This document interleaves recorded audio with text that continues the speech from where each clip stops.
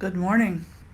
My name is Cheryl Woodard, and I'm one of the meditation teachers here at EBS. I'm coming to you from our bookstore because we have people meditating in our main room together, and you're always welcome to join us here in person. We have free meditation sessions every day. Check our website, ebslr.org, for the schedule. Lots of people come to EBS with anxiety and grief and all kinds of negative emotions, and they want help learning how to deal with them. And we mainly teach them mindfulness meditation. It's a meditation called shamatha in Sanskrit, which translates roughly into peacefully abiding, calm abiding, or abiding in peace. And this shamatha is the primary Buddhist tool for connecting to our inner wisdom and compassion. Shamatha meditation is generally about clearing the mind and focusing on the present moment. Today, I want to talk about a slightly different meditation, about appreciation. As people get familiar with peacefully abiding or shamatha, as they get some experience with staying present, oftentimes appreciation naturally rises up, and spontaneously, as they settle down, they start to experience joy. This doesn't always happen, and it doesn't happen, on demand. And it may be that our state of mind is just too disturbed and distressed for resting in peace at all. In any case, we can also get to a settled, peaceful, and joyful state of mind by actively practicing gratitude or appreciation, by appreciating our circumstances, deliberately focusing on what makes me feel grateful, cuts through my negativity, and leaves me feeling more peaceful, settled, and joyful. So today, this is why I want to talk about appreciation. It's a way of bringing us back to a place of personal reflection and building resilience in the future. It's good to cultivate appreciation in all circumstances. Now, if you search the internet for gratitude practices or appreciation meditations, you'll find all kinds of advice from many sources. Count your blessings. Say thank you to the people around you. Keep a gratitude journal. There are many good ways to cultivate gratitude and appreciation. Buddhists also have several methods. All of them fall under two categories. One is contemplation, and the other is meditation. So contemplation is an idea of thinking, considering particular ideas, literally sitting there with ideas, walking around with them, chewing on them.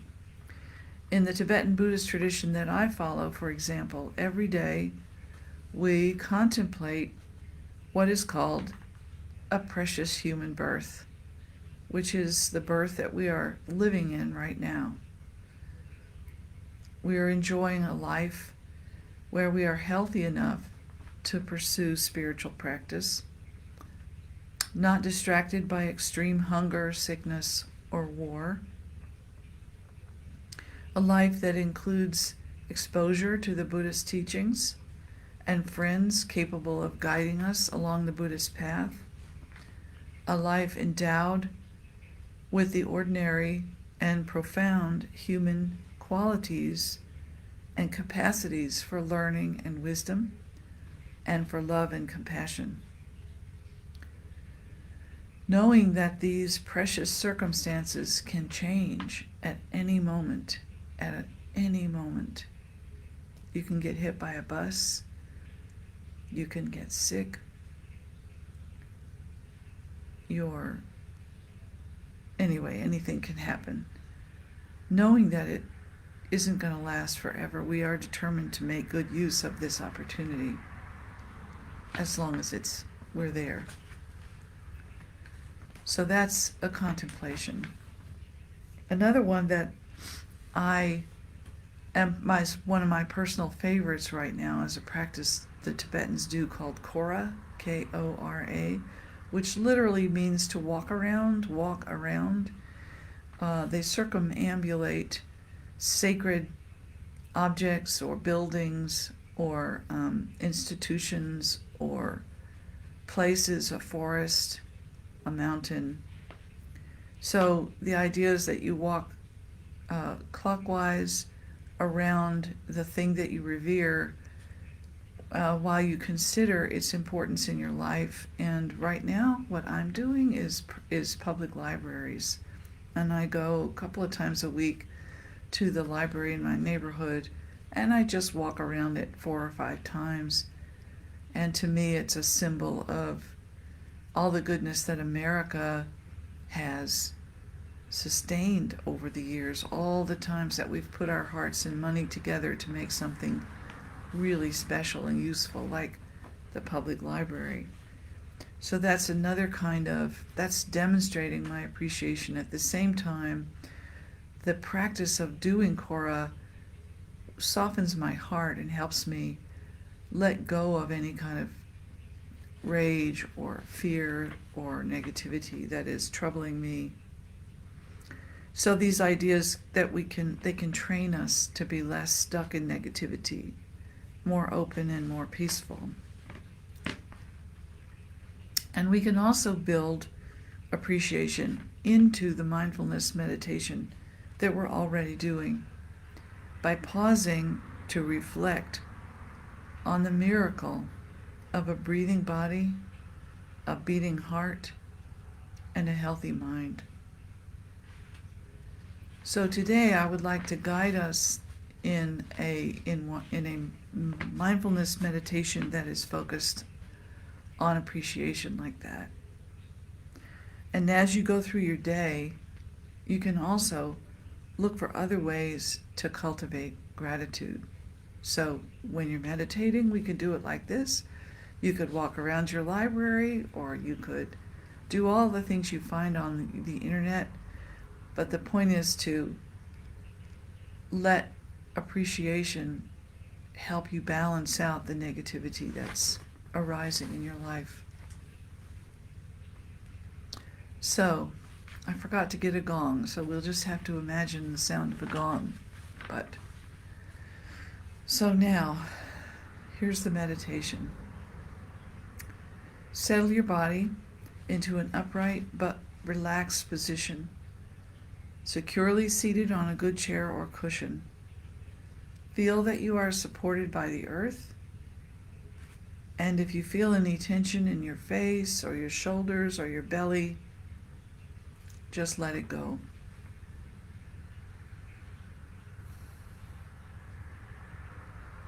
Next, open to the space around you by feeling the body breathing. Feel the movement of your breath as it comes in and goes out. Picture how each in-breath brings in freshness from the air outside, and each out-breath releases staleness.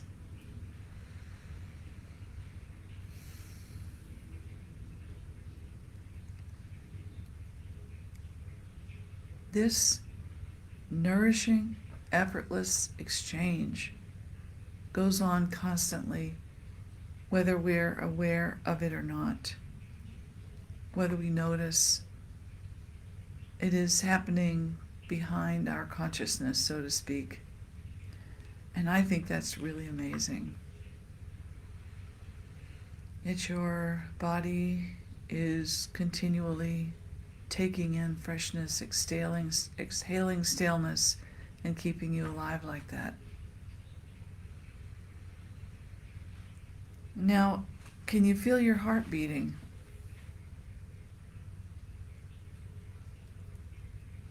Maybe you have to put your hand on your vein or on your neck to actually feel your heart beating. But turn your attention anyway. Imagine your heart. Think about your heart for a second and how it goes on beating no matter what is going on, without any thought or consideration from you, no matter what troubles are coming up, or whether you're asleep or awake. That heart of yours just keeps on going through thick and thin, and it gives us the power to do whatever we need to do. It's this engine that enables us to be effective in the world, really. What a gift a good heart is. And we have one. And then as your body and your breath settle down together, as you relax and open your awareness, you can observe the activity of your mind. Like your heart and your lungs, your mind is always active, always taking care of you, always looking out for you, making decisions, learning how things work, helping you connect with other people, with the world around you.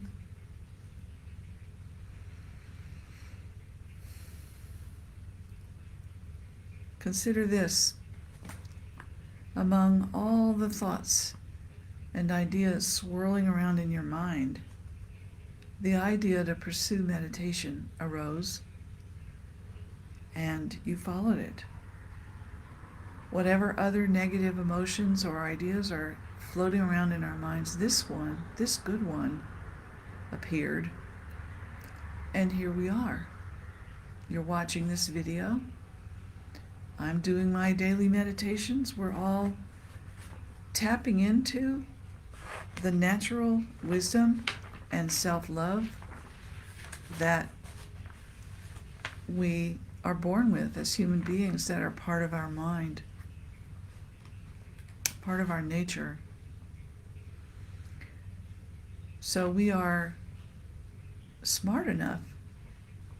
Our mind, no matter what else it does that we don't like, no matter the petty jealousies or the outrage or the fear or whatever, also in that mix was somehow this cool, wonderful, brilliant idea to learn how to meditate, to see what meditation might offer.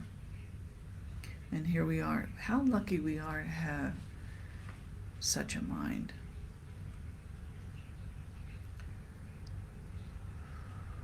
So now just rest for a moment.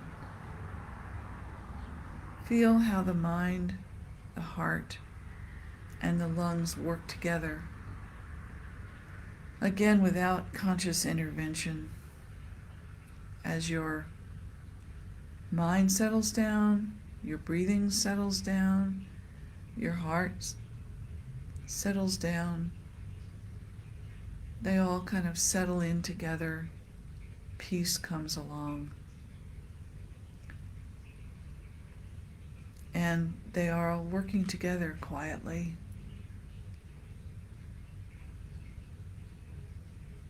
Working together to keep us in prime spirits and health. What a miracle. So let's just be there for a second.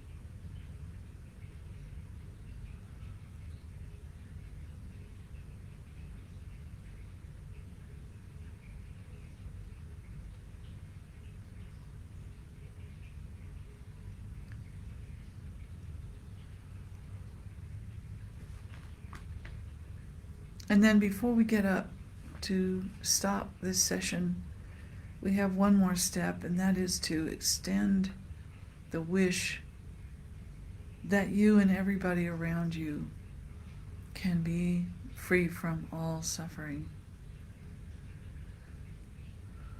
that everyone can enjoy the same fortunate circumstances that we are enjoying right now, the same healthy body, same time and space and circumstances to support a meditation practice,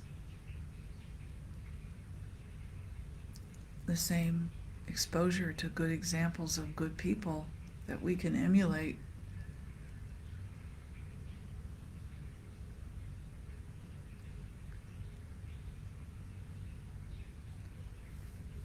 And let that be, an expression of your appreciation.